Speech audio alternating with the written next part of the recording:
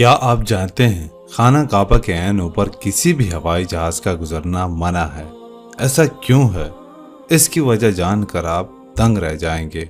काबे को हजरत आदम अलैहिस्सलाम ने सबसे पहले बनाया है, जिसे तूफान नूह में उठा लिया जाने के बाद अल्लाह के हुक्म से हजरत इब्राहीम अलैहिस्सलाम ने हजरत इस्माईल अलैहिस्सलाम की मदद से हजरत जिब्रील अलैहिस्सलाम की निगरानी में बनाया। ज़मीन पर सबसे पहले यही मकाम बना जहां खाना काबा यानी अल्लाह का घर बना हुआ है। आज हम ये जानेंगे कि क्यों खाना काबा के ऊपर से जहाज के उड़ने पर पाबंदी है।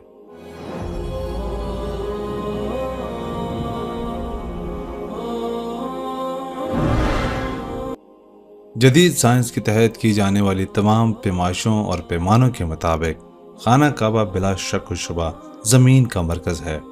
ये वो मकाम है जो ज़मीन के बिल्कुल बीच में वाक़या है। ज़मीन के दरमियान का मकाम होने की वजह से कुदरती तौर पर ज़मीन की तमाम कशिश सकल का मरकज़ भी यही मकाम है, और यही वो ख़ासियत है जो इसे दूसरे मकामात से मुनफरद बनाती है। ज़मीन की कशिश सकल का मरकज़ होने की वजह से यहाँ शदीद मकनातीसी कशिश पाई जाती है। यही वजह है कि यहाँ किसी चीज़ का परवाज़ करना नामुमकिन है। अगर आप अपने हाथ में मकनातीस का टुकड़ा लें तो आप देखेंगे कि इसके बिल्कुल दरमियान में कोई चीज़ नहीं चिपक सकती। मकनातीसी कशिश के असर से वो शय हवा में झूलती हुई मकनातीस के दाएं या बाएं तरफ चिपक जाएगी। बिल्कुल यही फार्मूला खाना काबा के ऊपर भी लागू होता है। मरकजी मकाम और मकनातीसी कशिश की शिद्दत होने के सबब ये नामुमकिन है कि कोई तैयारा हत्ता के परिंदा भी खाना काबा के ऐन ऊपर परवाज कर सके।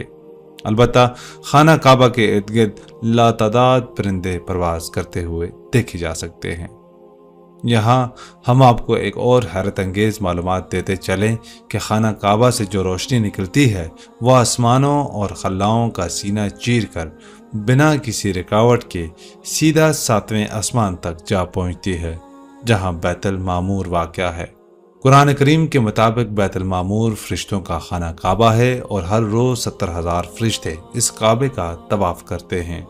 ज़मीन पर बनाया गया खाना काबा इसी काबे की तर्ज पर बनाया गया है जिसका हुक्म अल्लाह ने दिया था। काबे के एक कोने में लगा खास पत्थर जिसका नाम हुज्र अस्वद है, जो बरोज़ हशर हाजियों की शफाअत भी करेगा। मज़ीद ऐसी इस्लामिक वीडियोस के लिए हमारे AG ऑफिशियल चैनल को ज़रूर सब्सक्राइब करें और नई अपडेट्स के लिए घंटी के बटन को ज़रूर दबाएं। शुक्रिया। वस्सलाम।